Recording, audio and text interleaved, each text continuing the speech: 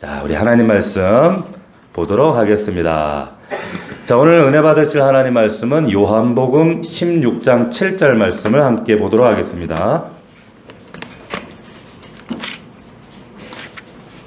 자, 신약성경 요한복음 16장입니다. 오늘 새가족 공부 세 번째 시간입니다.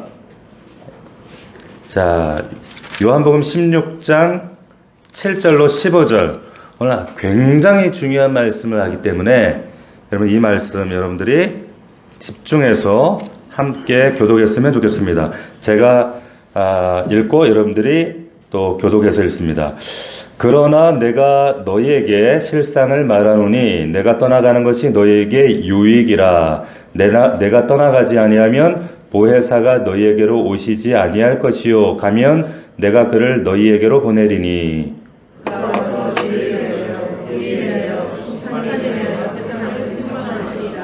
죄에 대하여라 함은 그들이 나를 믿지 아니하미요.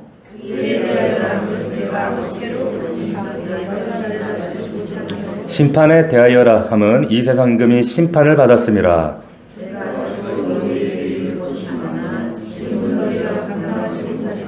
그러나 진리의 성령이 오시면 그가 너희를 모든 진리 가운데로 인도하시리니 그가 스스로 말하지 않고 오직 들은 것을 말하며 장래일을 너희에게 알리시리라.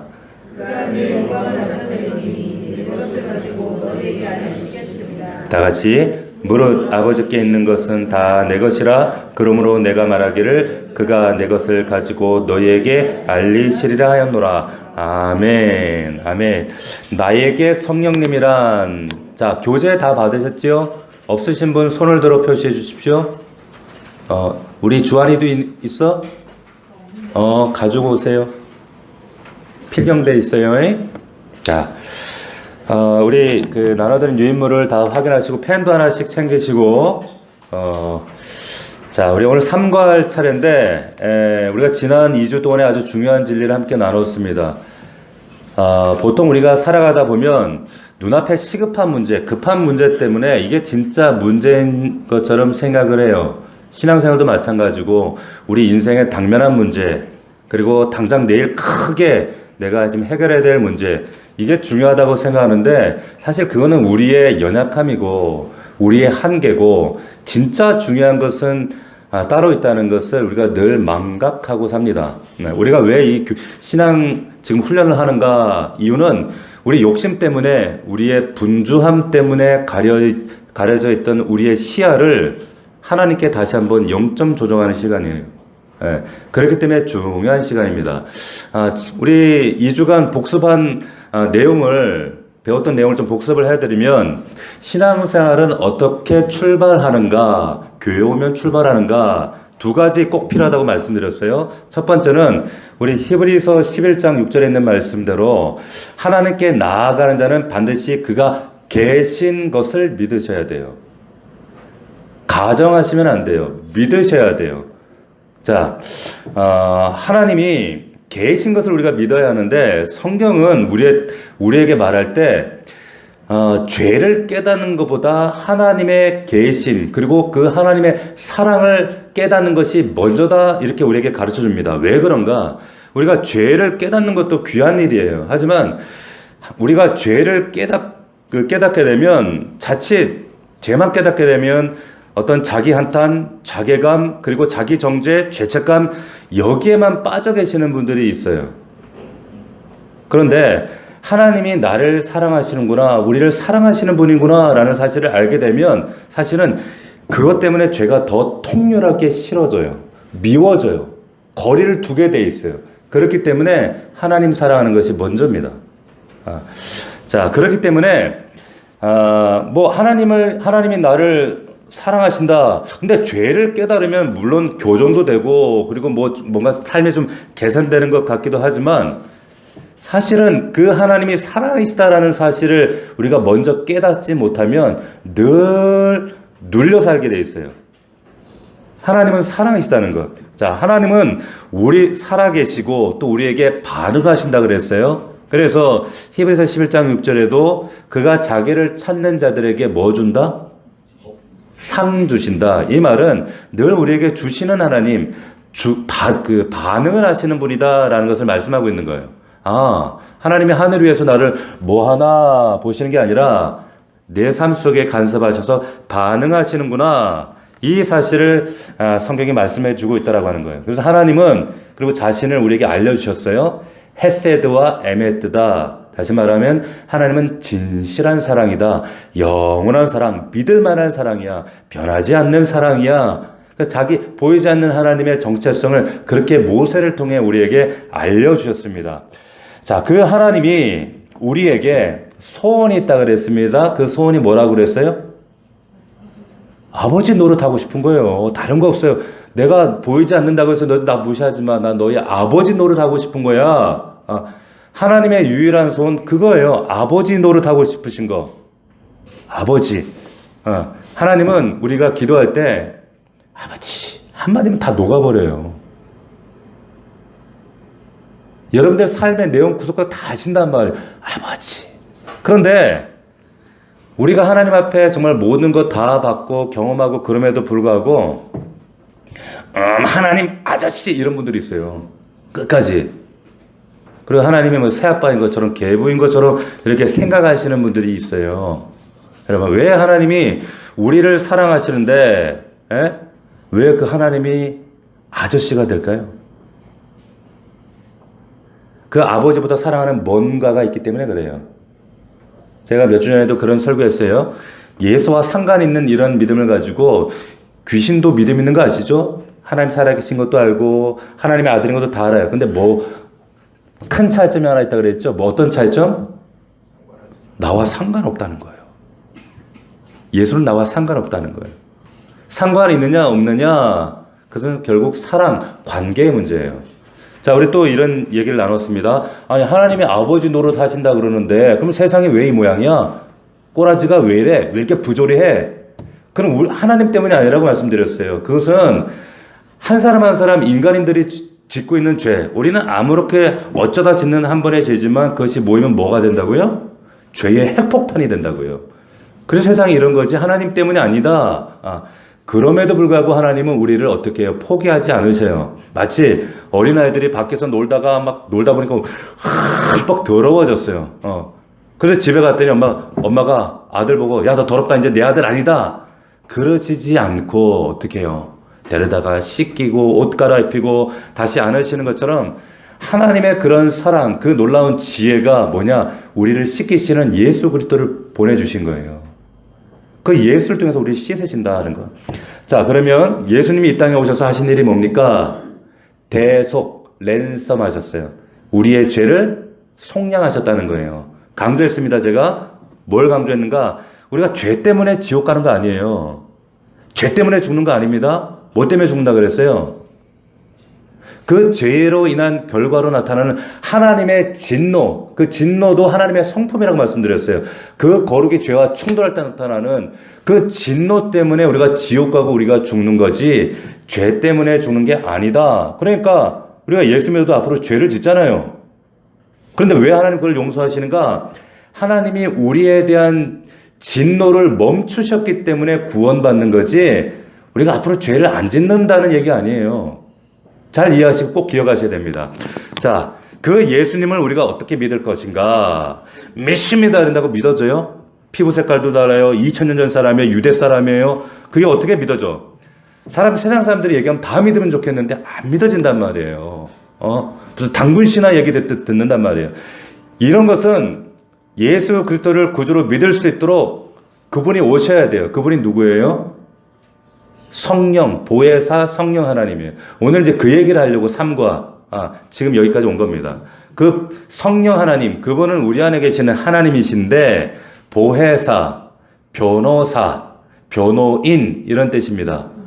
무슨 말이냐? 또 이렇게 오해하시면 안 됩니다. 나를 변호해 주시는가 보다. 그것이 아니라 우리가 예수님을 오해할 때, 하나님을 오해할 때, 그럴 때마다 예수는 그런 분 아니야 라고 정정해 주시고 수정해 주시고 그 예수를 변호해 주신다는 의미지 우리 인생을 변호한다는 의미가 아니에요. 그의 성령 하나님이시다. 자, 오늘 3과로 이제 들어가는데 먼저 좀 서론을 보면서 진행하겠습니다. 유인물 한번 보세요. 지난 시간 우리는 예수님의 십자가 사건을 통해 죄인인 우리가 사망에서 생명으로, 진노의 대상에서 사랑받는 하나님의 자녀가 된다는 것을 배웠습니다. 우리는 이 진리를 어떻게 믿고 확신할 수 있습니까? 성령님의 보혜사 역할을 통해서입니다. 자, 여기 보세요. 성령님은 한 번만 우리에게 예수님을 변호해 주시는 게 아니라 계속해서 매일매일 여러분들에게 변호하세요. 여러분들이 죄로 스스로 닫지만 않는다면, 여러분의 죄와 분주함과 여러분들 생각 때문에, 신념 때문에 닫지만 않고 있다면, 자, 내가 죄에서 구원받을 때 예수님이 필요하지만, 예수님이 그걸로 땡입니까? 이제 필요 없어요? 여러분들의 사업할 때, 직장 다닐 때, 여러분들 공부할 때, 이때도 예수님이 필요하다. 이것을 성령님이 계속 증거하시는 거예요. 말씀하시는 거예요. 그리고 변호해 주세요. 지금 우리가 이 교제를 가지고 나눌 때도 성령님이 여러분 안에서 계속 박 목사 입에서 나는 말소리를 듣고 성령님이 여러분 안에서 영혼으로 계속 변호하세요. 그 일을 지금 하고 계시는 거예요. 자, 우리가 하나님의 마음을 예수님 통해 알게 된 것처럼 예수님이 보내주신 성령님은 예수님이 구주이심을 믿게 하고 말씀을 통해 우리를 가르치시고 돕고 인도해 주십니다. 자, 하나님이 우리 아버지인 걸 우리가 어떻게 알았냐면, 우리 지난주 말씀드린 것처럼 예수님 때문에 알았어요. 예수님께서 하나님은 너희 아버지야. 정말 천지가 개벽할 만한 이야기를 유대인들에게 하셨어요. 하나님은 너희 아버지야. 아버지 노릇하기를 원하셔. 아버지로 불러. 자, 그렇게 예수님이 가르쳐 주신 것처럼 예수님도 그 예수님을 누가 가르쳐 주시냐면 성령께서 그분이 구주이신 것을 가르쳐 주셔요. 우리 안에서. 어떻게 가르쳐 주시는가? 여기 말씀 보니까 말씀, 성경을 통해 가르쳐 주신다. 말씀하시는 거예요. 그러면 훌륭한 선생님은 교과서 중심으로 가르쳐요. 공부 잘하는 1등급 받는 아이들은 교과서 중심으로. 왜 이렇게 인터뷰하면 그렇잖아요. 전 교과서 중심으로 공부합니다. 이래요. 맞습니까? 훌륭한 성도는요, 성경에 충실해요. 맞아요? 맞습니까? 왜 그런가? 이 성경의 저자가 누굽니까?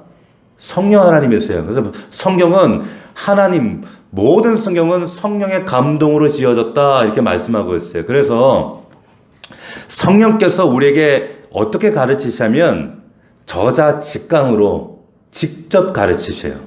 성경을 통해. 아주 상세하게. 그리고 두 번째, 보세요. 학교에서 선생님들이 가르칠 때 성경 교과서를 통해서 가르치지만 또 어떻게 가르치는가? 시청각 교육을 하거든요.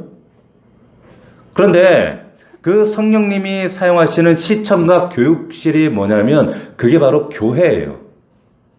그래서 우리가 이 교회 안에서 하나님, 교회, 한몸된 교회를 통해서 역사하시는 다양한 성령의 역사, 간증, 체험, 나타나는 일들, 이런 것들을 통해서 성령께서 시청각 교육을 하신 그 자리가 바로 교회다라고 하는 거예요. 자, 그래서 말씀을 통해서 성령님 우리를 통해 우리를 가르치고 돕고 인도해 주십니다. 자, 한 가지 주의할 점이 있습니다. 거기 나와 있어요. 우리 주변에는 성령님을 자의적으로 이해하고 가르치고 그것을 따르는 사람들이 있습니다. 자, 이게 위험한 거예요. 한국교회 참 성령에 대한 관심이 무진장 많았어요. 우리 역사에 보면. 그런데 그게 나쁜 건 아닌데 그 무분별한 가르침 때문에, 그리고 혹여 곡해된 은사자들 때문에 한국교회 강단이, 교회가 굉장히 오염이 많이 했던 것도 사실이에요. 그러면 우리가 하나님에 대해서 배울 때는 뭘 가지고 배워요? 그분에 대해서. 성경을 통해 배웠잖아요. 그렇죠? 창세기 말씀 1장 1절. 태초에 하나님이 천지를 창조하시니라. 그래서 그 여호와 이레 하나님, 여호와 삼마, 헤세드와 에메트, 여호와 니시. 그래서 그분이 보이진 않지만 그 이름을 통해서, 그분이 계시를 통해서 그 모든 걸 성경을 통해 배웠단 말이에요. 예수님은 어떻게 배웠어요? 마태, 마가, 누가, 요한 복음서를 통해서 예수님 이런 분이구나. 우리가 배운단 말이에요. 근데 성령님에 대해서 배울 때는 어떻게 해요? 어떻습니까? 성령님에 대해서 가르칠 때는 성경 딱 덮어놓고 제가 이렇게 나와요. 성경 딱 덮어놓고 제가 은사를 체험했는데, 제가 꿈을 꿨는데, 제가 이런 능력을 경험했는데, 이런단 말이에요. 제각각인 거예요. 보세요. 성령에 대해서, 하나님에 대한, 그리고 예수님에 대한 가장 명확한 근거가 성경이라면, 성령님을 우리가 정확하게 하려면 뭘 봐야 될까요? 성경 봐야 돼요. 어떤 공중부양하는 목사가 나타나서 나 충만한데 내 말 따르라 이래도 그 말 믿으면 안 된단 말이에요. 오직 성경을 통해서 그 예수님이 뭐라고 하셨는가 그 내용을 통해서 여러분들이 그 성령 하나님을 이해해야지 내가 은사를 체험했니 신비한 꿈을 꿨니 그딴 소리 들으시면 안 돼요. 자, 그래서 주의하셔야 됩니다. 그래서 성령님에 대한 가장 권위 있는 가르침은 예수님의 가르침인데, 오늘 우리가 읽었던 성경 요한복음 16장 7절에 보면 이렇게 말씀하세요. 내가 너에게 실상을 말한다, 그런 얘기가 있어요. 실상을 말한다. 이게 무슨 말이냐면 진짜 말한다, 참말을 말한다, 이게 진짜다, 이렇게 말씀하시면서 뭐라고 하셨는가? 7절에 내가 떠나는 것이 너에게 유익이다, 이렇게 얘기하셨어요. 예수님이. 승천 하늘로 가시기 전에 내가 떠나는 게 유익이다. 그리고 내가 떠나면 성령님이 너에게 오시기 때문이다 말씀하셨어요. 자, 제가 질문을 하나 드릴게요. 여러분 한번 택해 보세요.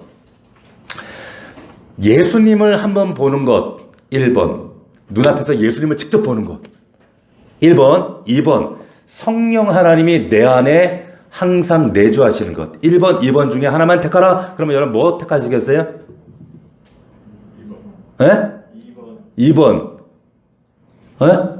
2번. 1번은 없어요? 눈치가 빨라. 근데 보통 사실 마음에는 하나님 한번 눈으로 좀 봤으면 내가 진짜 잘 믿을 텐데 이러시잖아요. 예수님 한 번만 봤으면 좋겠다. 그런데 예수님께서 지금 뭐라고 하시냐면 내가 진짜 실상을 말하는데 나 한 번 만나는 것보다 보는 것보다 뭐라 그래요? 응? 성령 하나님이 너희 안에 계시는 게 그게 진짜야, 이렇게 말씀하시는 거예요. 자, 베드로전서에 베드로가 뭐라고 얘기했냐면 베드로는 예수님을 만졌고 같이 밥 먹고 돌아다니고 다 했던 사람이에요. 그런데 초대교회 성도들, 그 베드로전서를 받고 있는 성도들은 예수님을 한 번도 못 봤단 말이에요.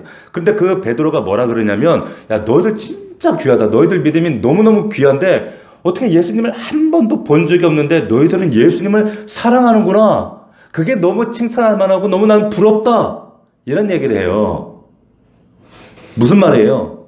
예수님을 보고 믿고 따르는 것보다 보지 않지만 이게 가능한 이유는 그 안에 성령 하나님이 계시는 그게 너무 귀하다, 이 얘기를 하는 거예요.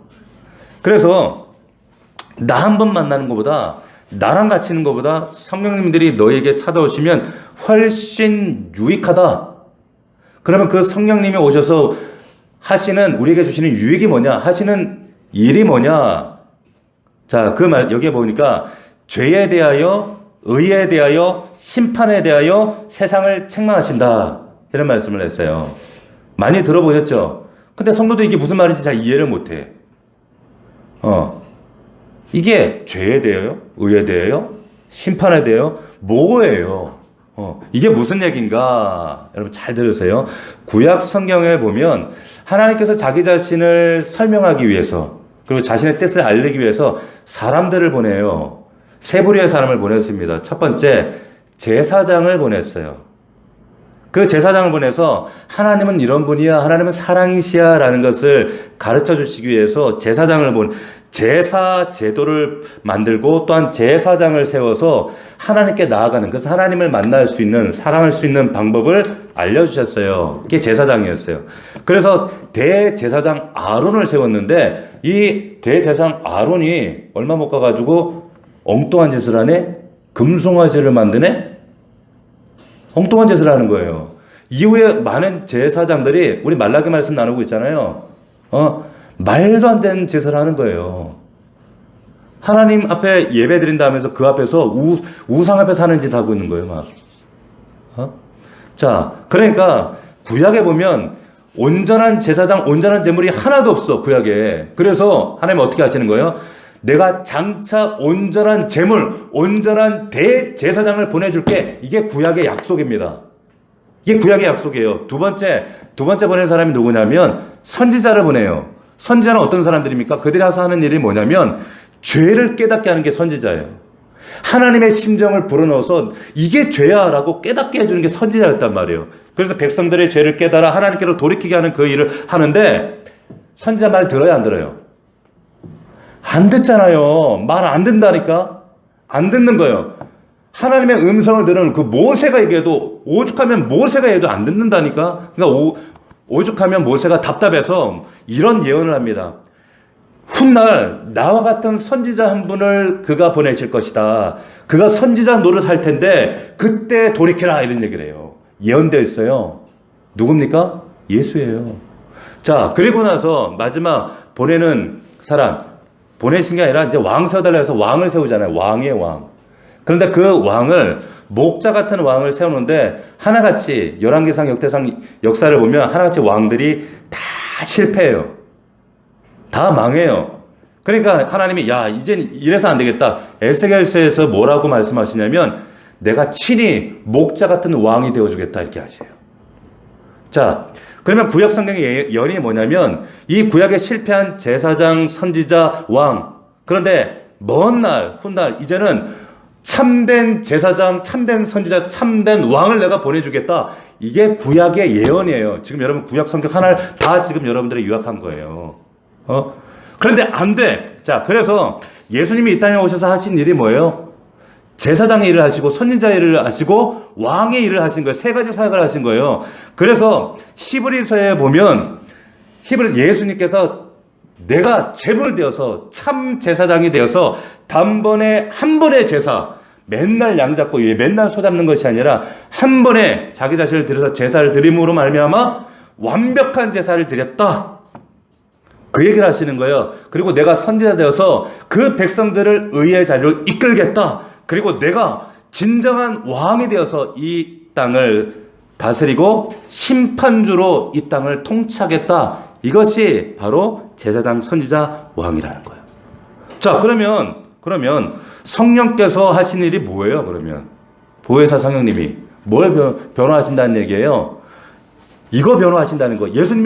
예수님이 제사장이야. 예수님이 선지자야. 예수님이 바로 왕이야. 이것을 우리에게 변증하시고 변호하시는 분이 바로 성령 하나님이시다.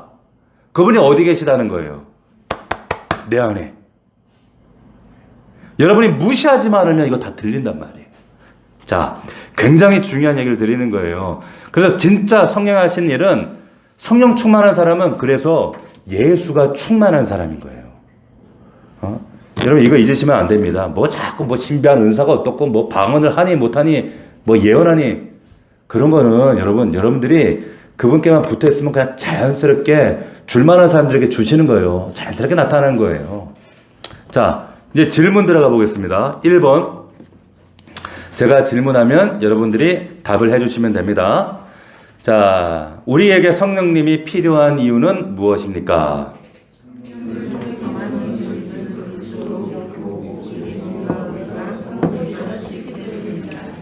자, 밑에 고린도전서 12장 3절 같이 읽겠습니다. 시작.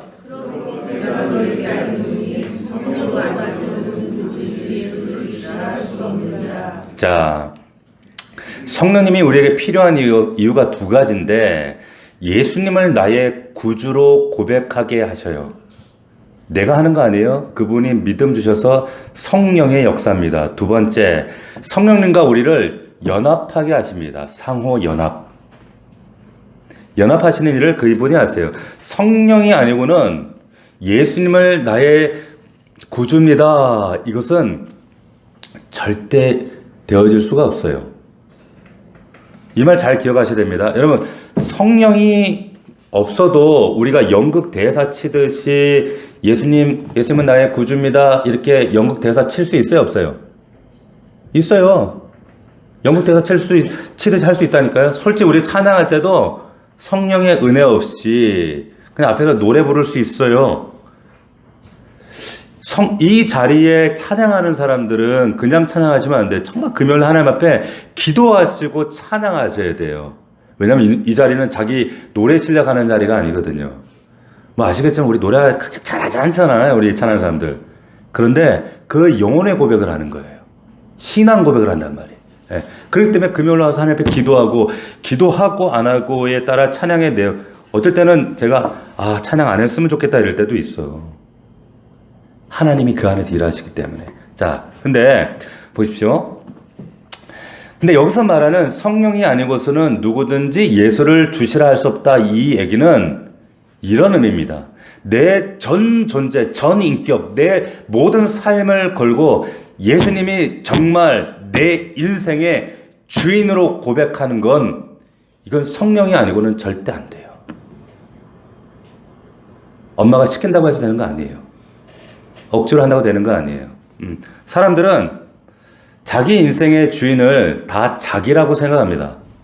자기가 인생의 주인이에요. 우리가 연극이나 뮤지컬, 드라마 이런 데 영화 이렇게 보면 조연들이 있잖아요. 주연 말고, 주인공 말고 조연. 근데 조연들이 보통 대본을 딱 봤잖아요. 그런 얘기 하더라고.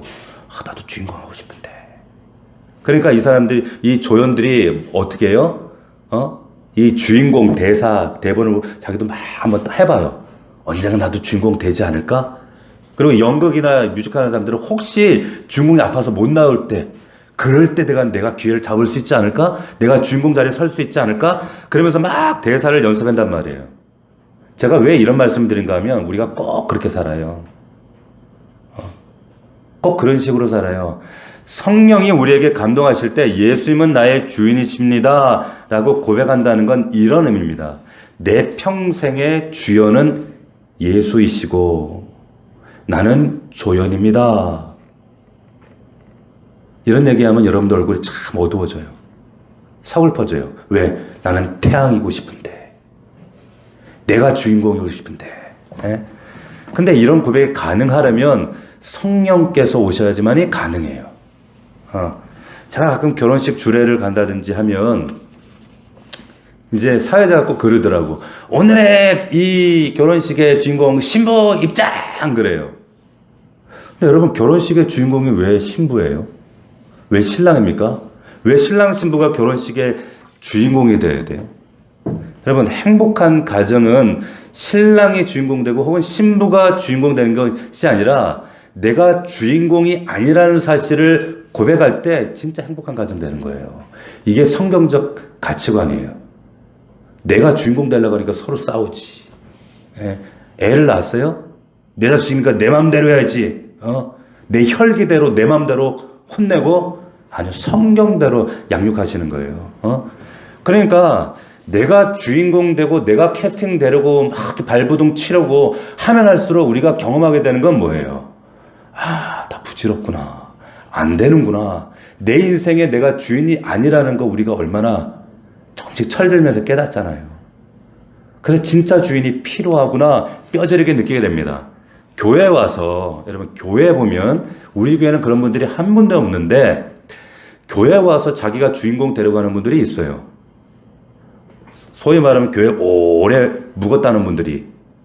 그래서 교회에서 마치 주인 행세를 합니다.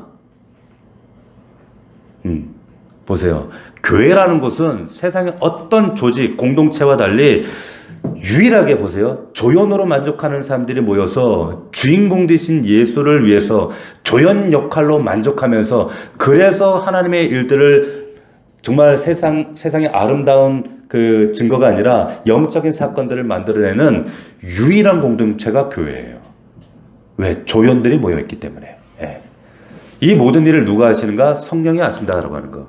자, 두 번째 요한복음 14장 20절을 보니까 그날에는 내가 아버지 안에 내가 너희 안에 있는 것을 너희가 알리라. 안 돼요. 그분이 우리 안에 있는 거 안다는 거예요.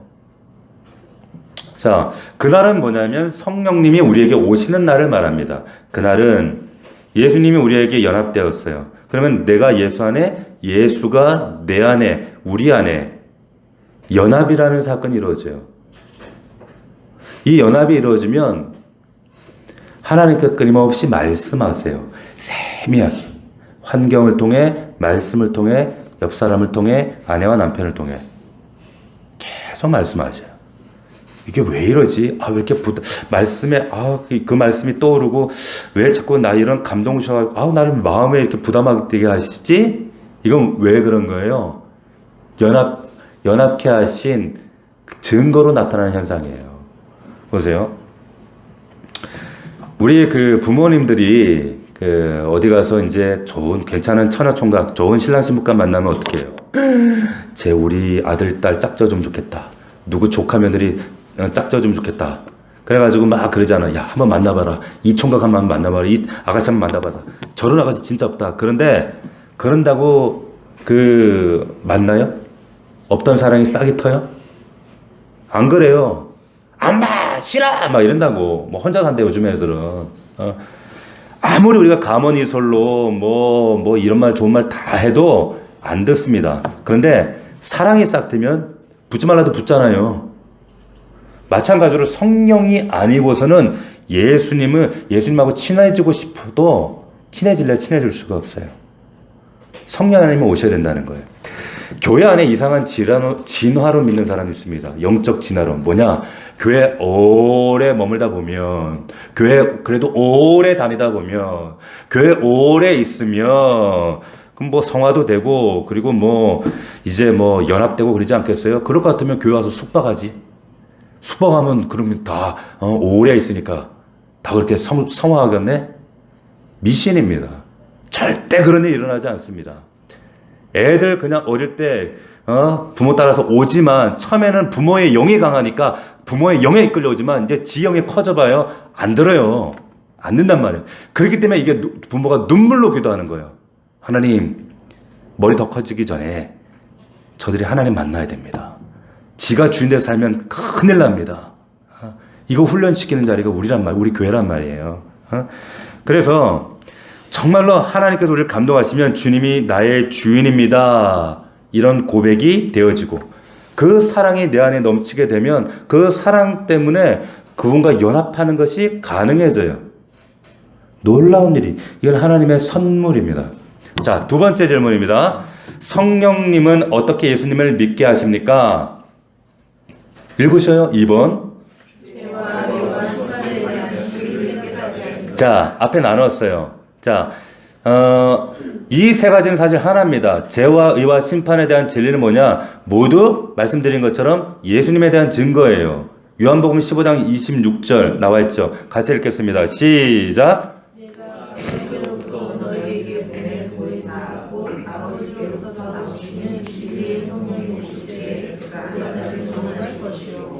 증언하셔요. 보혜사 성령님이. 그러니까 성령님은요, 예수님하고 좀 달라요. 자기가 부각되는 것을 그렇게 달가워하지 않으세요. 계속해서 예수님을 말씀하시고 예수님을 소개하고 예수님을 증언하시는, 그러니까 이게 성령님의 주사역이에요. 이게 사명이에요. 잘 기억하셔야 돼요. 3번. 성령님이 죄에 대해서 무엇을 가르치십니까? 모든 죄를 지적하고 회개하려 하시는데 특히 죄인을 용서하신 예수님, 그분을 믿지 않는 것이 가장 큰 죄를 회개하게 하십니다. 자, 이 일을 성령 하나님이 하셔요.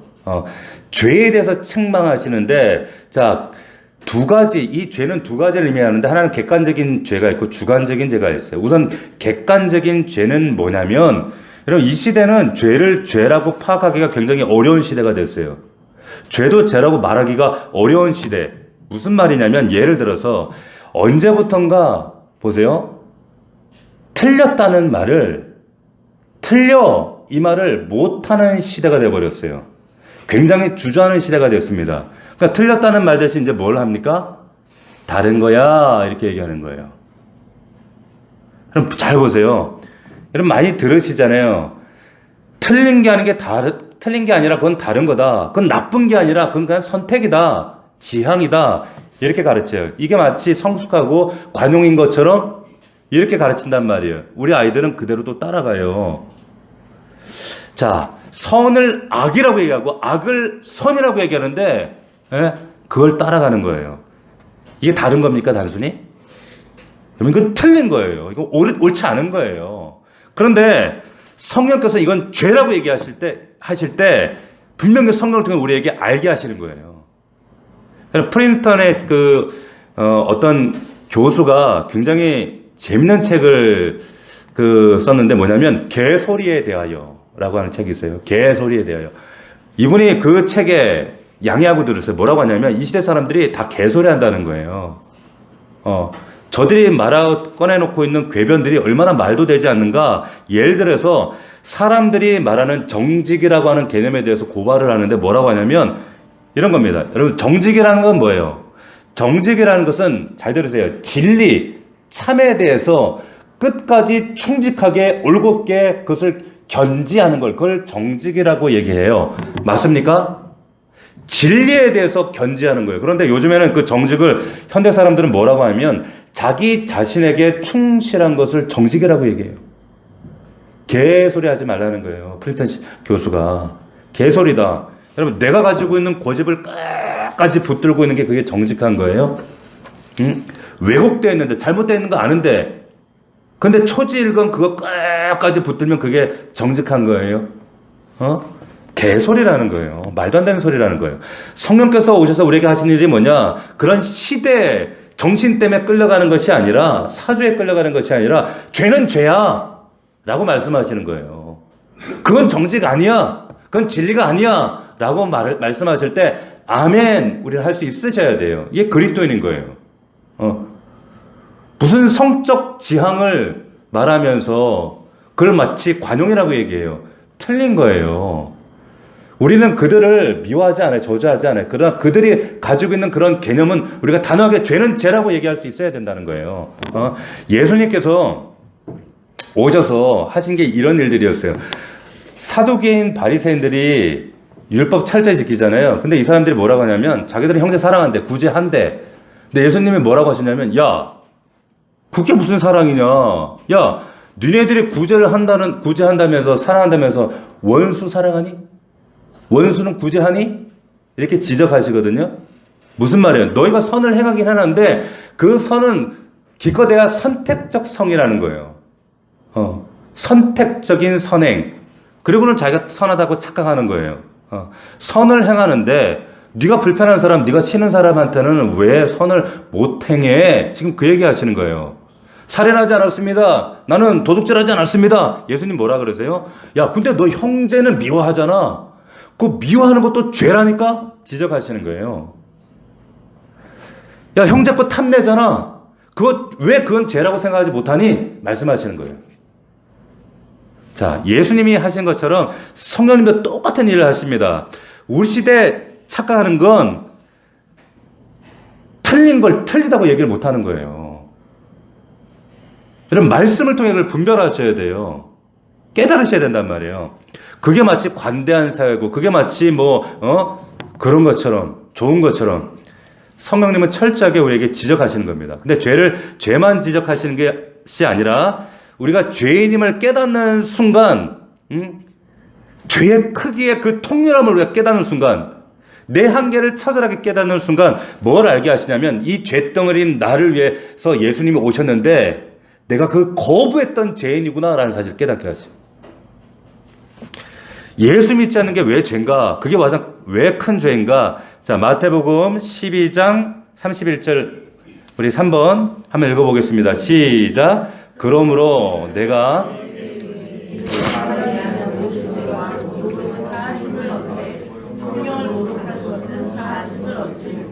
아멘. 자, 성령께서 오신 일이 죄에 대해 의에 대해 심판에 대해 예수를 증거하는데 예수가 너 위에 십자가 죽었어. 그런데 사람들이 뭐라 그래? 에이, 거짓말. 웃기시네. 예수님이 하신 일을 증거하는데 에이, 택도 없는 소리 하고 있네. 네, 거짓말 이런다고요. 거짓 사비는 누굽니까? 마귀라 그랬어요. 요한복음 보면 마귀. 그러니까 그 얘기는 성령의 증언을 마귀다 이렇게 얘기하는 거예요. 그건 모독이죠. 그러니까 보세요.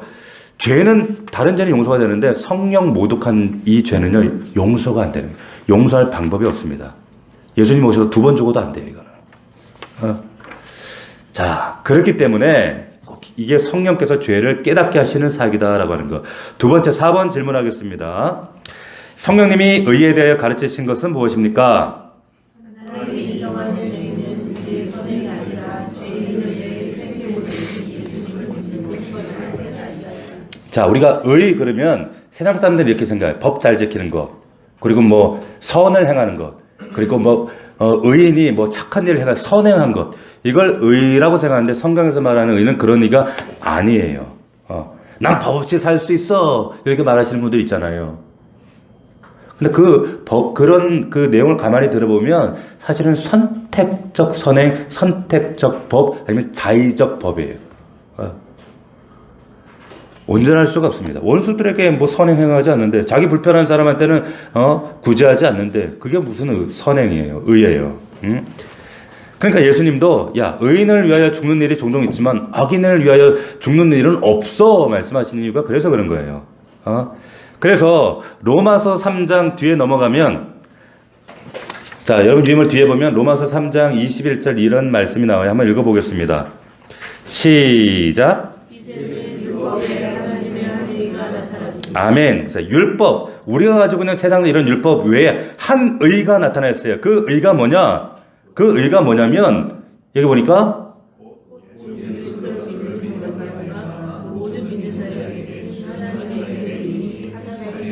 차별이 없는 의를 말하는 거예요. 차별 없는 의.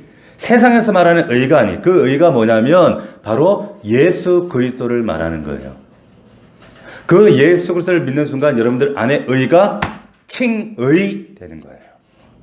이건 신비한 역사이기 때문에 이 구원의 역사, 이 놀라운 역사가 여러분들에게 반드시 있어야 돼요. 있게 하실 거예요. 그래서 예수 그리스도가 우리에게 의가 되게 하신다. 이 말씀이 이해가 되면 차별 없는 의. 그러면 요 이제 4장 5절 말씀이 있어요. 로마서 4장 5절 같이 한번 읽어봅시다. 이 말씀이 이해가 돼요. 시작. 이를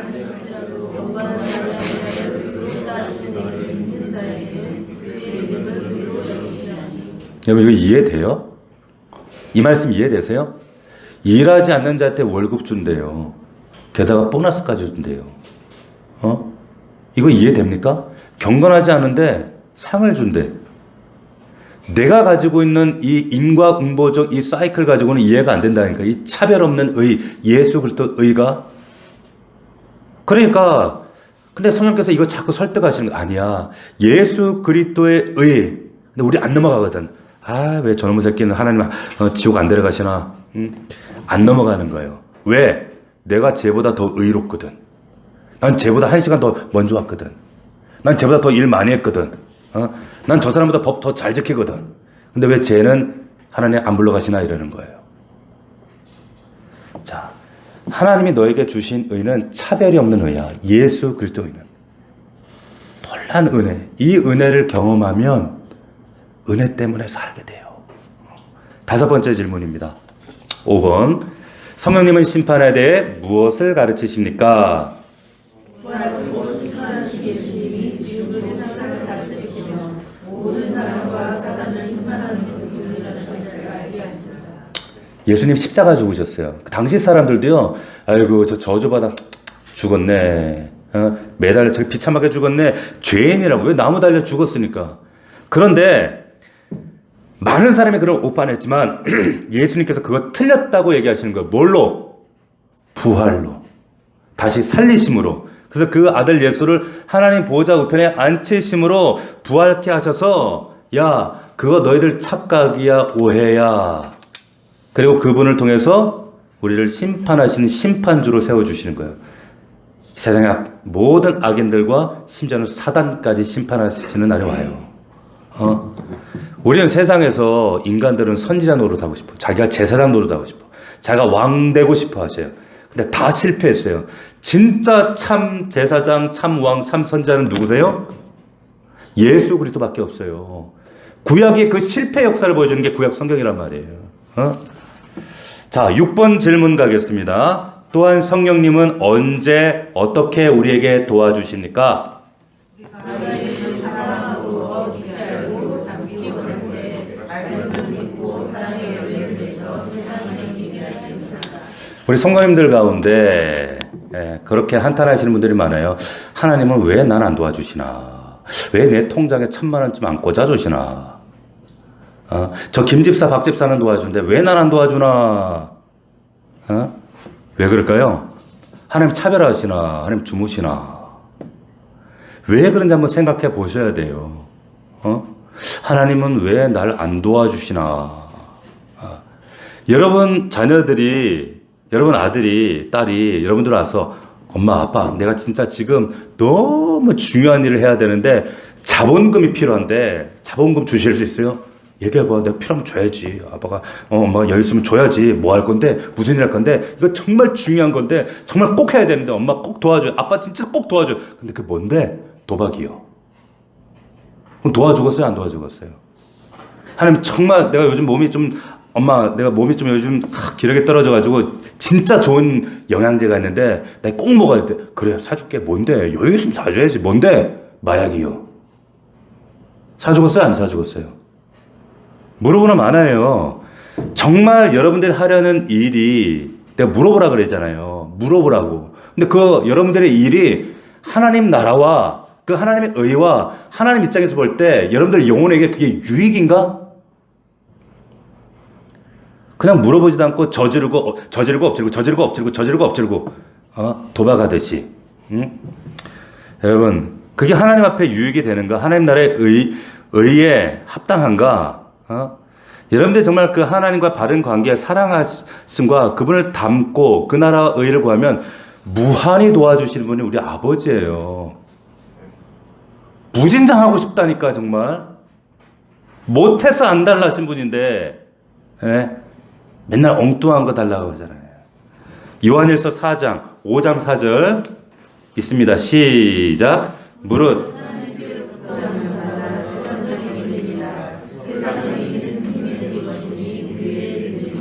자, 성령 하나님께서 우리를 도우실 때 주시는, 지원해 주시는 게 있어요. 가장 중요한 게 믿음, 사랑, 소망이에요.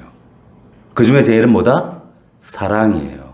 예를 들어 드리면, 우리가 바위에서 이렇게 돌을 뜨는 거 보신 적 있어요? 저는 어릴 때 성경 보면서 제일 신기했던 게, 이게 이스라엘 백성들이 막 이제 돌을 옮기고 그러는데 피라미드를 짓는 장면이 나오더라고. 힉소스 왕조 때 얘기잖아요. 이집트 역사 가운데.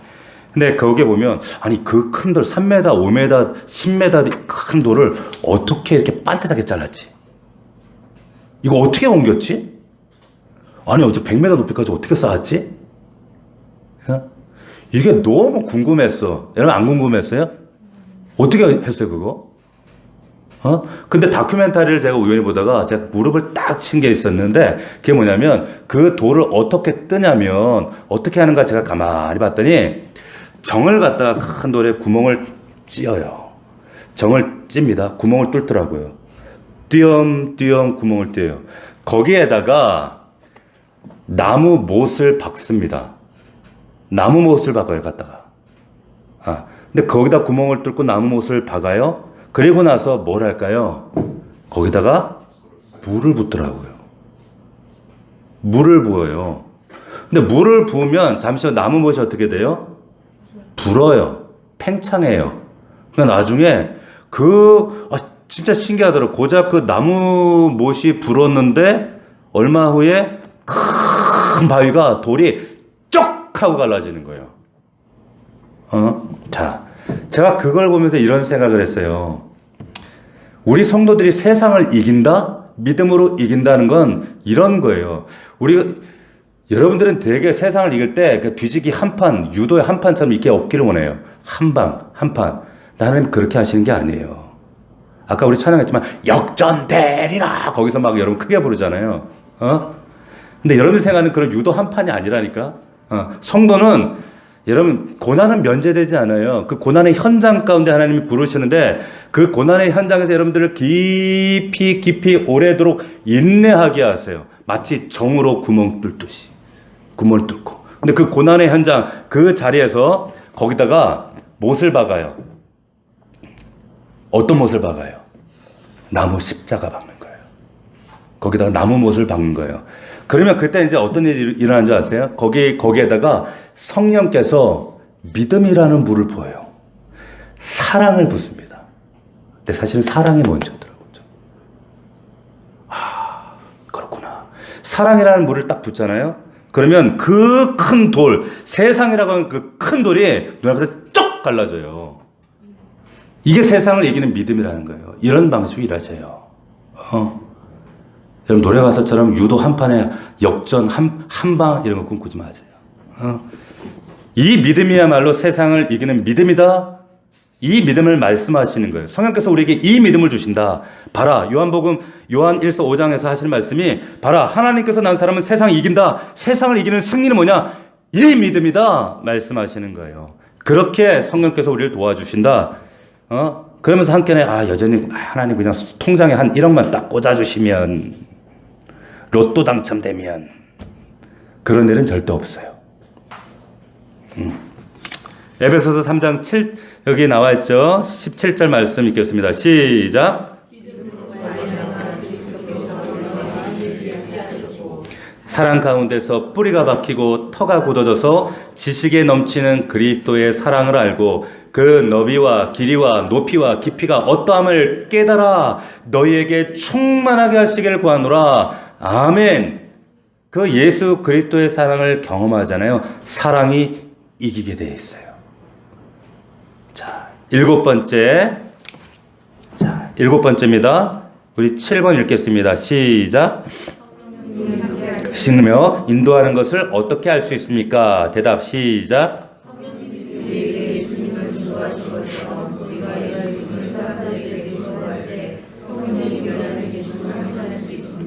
자, 성령님은 영이세요. 중요한 말씀드려요. 성령님은 우리 안에 계세요. 여러분들이 인격적으로 소외시키고 무시하지만 않으면 그분은 끊임없이 우리와 반응하기를 원하시는데, 그런데 그것이 어떤 물리적인 신비적인 현상으로 나타나지 않는다는 얘기예요. 이런 분들이 있어요. 방언이 성령받은 증거다? 여러분 맞아요? 틀려요? 그럴 수도 있고 아닐 수도 있어요. 여러분 귀신 방언 있습니다? 여러분 뭐 예언하면 그 사람이 성령 충만한 사람이다? 그럴 수도 있고 아닐 수도 있어요. 여러분 오해하지 마세요. 그렇기 때문에 여러분 제가 전에 그런 얘기 들은 적 있어요. 천사가 대학 나온 거 아시죠? 무슨 대학 나온지 아세요? 연극대학 연기학과 나왔어요. 아세요? 모르셨어요?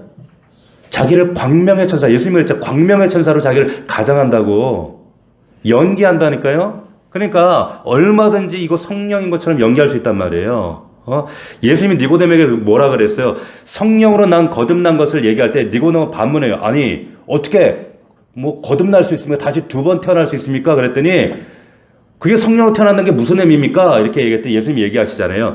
바람이 어디서 와서 어디로 가는 걸 모르는 것처럼 성령으로 난 사람은 이렇다 이랬더니 또 어떤 사람은 거봐 바람 불면 이거 흔들리는 것처럼 성령의 증거는 이렇게 물리적 가시 보일 거 아니야. 그런 의미가 아니라 바람처럼 성령은 물리적 가시적인 그런 것으로 보이지 않는다는 거예요. 알 수 없다는 그런 의미란 말이에요.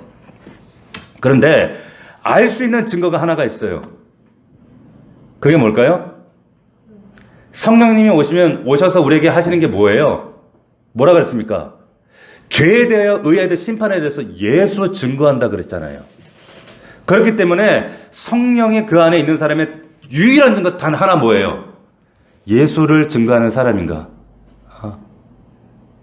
예수를 전하고 싶어하는 사람인가? 저 사람 불쌍한데 돈이라도 한 10,000원 줄까? 그게 아니라 돈이 아니라 예수를 증거하고 싶어하는 사람인가? 충만한지 아닌지 괜히 목소리 할렐루야 뭐 이런 사람들 그거 충만한 게 아니라 정말 예수를 전하고 싶고 그 예수의 십자가를 전하고 싶고 그 사랑을 전하고 싶고 이게 진짜 충만한 사람인 거예요. 아멘. 믿을 수 있기를 축원합니다. 그게 충만한 사람들이다. 자, 결론의 말씀 읽고 마치도록 하겠습니다. 결론. 우리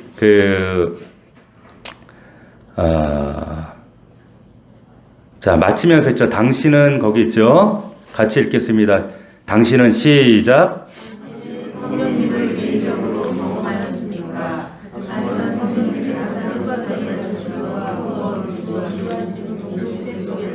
자, 성령님을 개인적으로 경험했습니까? 두 가지 얘기하는 거예요. 당신의 주인으로 고백하고 있습니까? 그리고 또 하나는 예수님의 사랑을 전하고 있습니까? 그 얘기예요. 나 뭐 은사 못 받았는데, 뭐 방언 못 받았는데 그런 얘기가 아니에요.